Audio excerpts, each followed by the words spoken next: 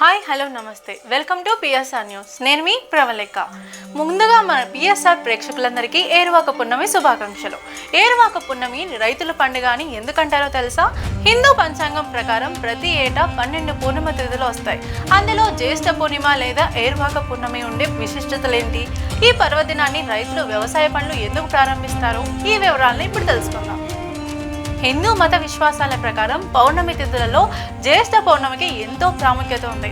ఈ పర్వదినాన సాగరంలో స్నానం, ప్రవహించే నదుల్లో స్నానాలు చేస్తారు. నిండు చంద్రుడు పౌర్ణమి తిథి వేళ ఏ నక్షత్రంలో ఉంటాడో ఆ మాసానికి ఈ పేరు వచ్చిందని పండితులు చెప్పారు. ఈ పవిత్రమైన రోజున వ్యవసాయ పనులు ప్రారంభించడానికి ముందు రైతులందరూ తన పొలాల్లో భూమి పూజన చేస్తారు. ఇది అనాది కాలం నుంచి వస్తున్న ఆచారం. ఈ సమయంలో తమ పొలాల్లో ఎద్దులతో, నాగలతో దుక్కి దున్నడాన్ని ఏరువాక అంటారు. ఏరు అంటే ఎద్దులను కట్టి దున్నడానికి ఆరంభమని చెప్తారు. ఈ వేడుకను శాస్త్రపరంగా ప్రారంభిస్తారు. అంటే ఈ పర్వదినాన వ్యవసాయ పనులు ప్రారంభించడం అని అర్థం. ఈ సందర్భంగా ఏరువాక పున్నమి రోజునే వ్యవసాయ పనులను ఎందుకు ప్రారంభిస్తారు? ఏరువాక పౌర్ణమి విశిష్టతలేంటో తెలుసుకుందాం. ఏరువాక పున్నమి వేళ ఔషధులకి, సస్యానికి అధిపతి అయిన చంద్రుడు జ్యేష్ఠ నక్షత్రానికి చేరువలో ఉన్న తరుణంలో ఏరువాక పూర్ణిమను సీతాయజ్ఞమని, సంస్కృతంలో ఉద్వభూష యజ్ఞమని, కన్నడలో కారణిపబ్బం అని జరుపుకుంటారు. భూమాతకు ప్రత్యేక పూజలు. జ్యోతిష్య శాస్త్రం ప్రకారం జ్యేష్ఠ నక్షత్రం వేళ నాగలి సారించి పనులు ప్రారంభించడానికి మంచి రోజుగా భావిస్తారు.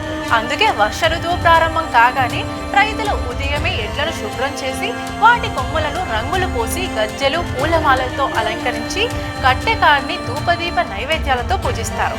అనంతరం కాడెద్దులకు ప్రత్యేక పూజలు నిర్వహించి బొబ్బట్లు తినిపిస్తారు. పొలానికి వెళ్లి భూమాతను ఆరాధిస్తారు. అలాగే ఏరువాక పున్నమి రోజున సాయంకాలం వేళ రంగురంగుల బట్టలతో ఎడ్లను అలంకరించి డప్పులు, మేళతాళాలతో ఊరేగిస్తారు. అనంతరం ఎడ్లు అంటూ రోగాల బారిన పడకుండా వాటికి ఆయుర్వేద మందులను, నూనెలను తాగిస్తారు. గుహ్య సూత్రాలలో వేద కాలంలో ప్రతి పనిని యజ్ఞంగానే భావించేవారు. ప్రాచీన కాలం నుంచి జ్యేష్ఠ పూర్ణిమను ఏరువాక పూర్ణిమగా వ్యవహరిస్తున్నారు. అథర్వణ వేదం ఏరువాకను అనడుత్సవంగా చెప్పింది. క్షేత్రపాలకుని మంత్రాలతో స్తుతించి నాగలితో భూమిని దున్ని విత్తనాలను చల్లడాన్ని వంటి పద్ధతులు ఆచరించేవారు. ఆ తర్వాతి కాలంలో పరాశరుడు, బోధాయనుడు మొదలైన మహర్షులు తమ గుహ్య సూత్రాలలో ఈ పండుగ గురించి ప్రస్తావించారు. ఎడ్ల పండుగ.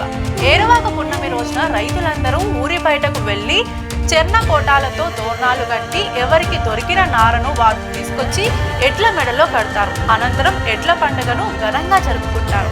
ఈ విధంగా చేయడం వల్ల పంట పొలాలు బాగా పండుతాయని, పశు సంపద పెరుగుతుందని చాలా మంది నమ్ముతారు. చూశారు కదా, ఇది ఏరువాక పున్నమి యొక్క విశిష్టత. మరి ఇంకొక మంచి స్టోరీతో మళ్ళీ మీ ముందుంటాను. అంతవరకు చూస్తూనే ఉండండి పిఎస్ఆర్ న్యూస్.